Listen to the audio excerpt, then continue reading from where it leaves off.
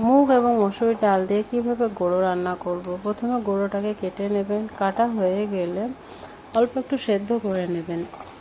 তারপরে ফ্রেশ জল দিয়ে গুঁড়োটাকে ভালো করে ধুয়ে নেবেন। ধোয়া হয়ে গেলে মুগের ডালটাকে ভালো করে ভেজে নেবেন। মুগের ডাল ভালো করে ভাজা হয়ে গেলে গুঁড়োর মধ্যে মুগের ডাল, মসুরের ডাল, পরিমাণ মতো লবণ, হলুদের গুঁড়ো, লঙ্কার গুঁড়ো, অল্প একটু আদা বাটা, তেজপাতা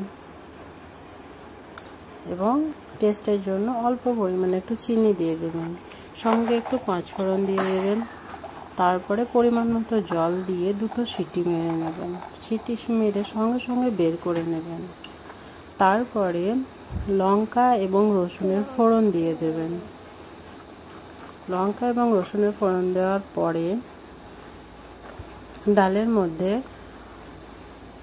জিরে এবং গোলমরিচের গুঁড়ো দিয়ে দেবেন। দিয়ে দেওয়ার পরে ভালো করে ফুটিয়ে নেবেন।